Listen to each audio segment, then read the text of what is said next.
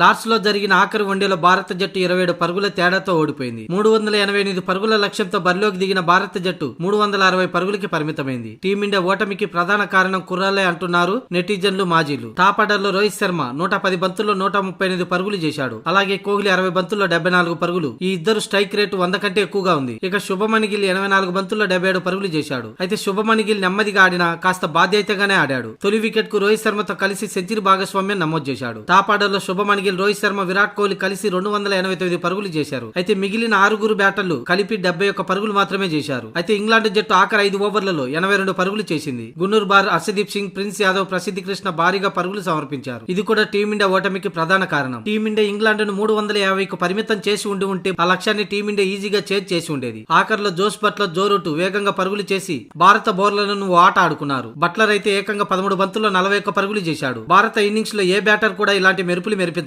ఇషాన్ కిషన్ 12 బంతుల్లో 14 పరుగులు, కేఎల్ రాహుల్ 8 బంతుల్లో 12, అలాగే అక్షర్ పటేల్ 3 బంతుల్లో 2 పరుగులు చేసి అవుట్ అయ్యారు. ఇక శ్రేయస్ అయ్యర్ అయితే డకౌట్ అయ్యారు. వీరిలో ఏ ఒక్క బ్యాటర్ అయినా జోస్ బట్లర్ లాంటి ఇన్నింగ్స్ ఆడి ఉంటే మ్యాచ్ రిజల్ట్ వేరుగా ఉండేది. ఈ విషయంపైనే సౌరవ్ గంగూలీ స్పందించాడు. యువ ఆటగాళ్లు బాధ్యతంగా ఆడాల్సింది పోయి సీనియర్ బ్యాట్స్మెన్ల పైన ఆధారపడడం ఇది సరికాదని, ఒకవేళ రోహిత్ శర్మ, విరాట్ కోహ్లీలు దూరం అయితే టీమిండియా పరిస్థితి ఏంటి అంటూ సౌరవ్ గంగూలీ అన్నాడు. ప్రతిసారి టీమిండియా టాప్ ఆర్డర్ పైన ఆధారపడడం కాదు, మిడిల్ ఓవర్లలో కూడా సరైన ఇన్నింగ్స్ ఆడాల్సి ఉంది. ముఖ్యంగా యువ ఆటగాళ్లు భవిష్యత్తును దృష్టిలో ఉంచుకొని ఆడగలిగితే అటు వారికి ఇటు టీమిండియా కూడా మంచి జరిగే అవకాశం ఉంది అని సౌరవ్ గంగూలీ పేర్కొన్నాడు.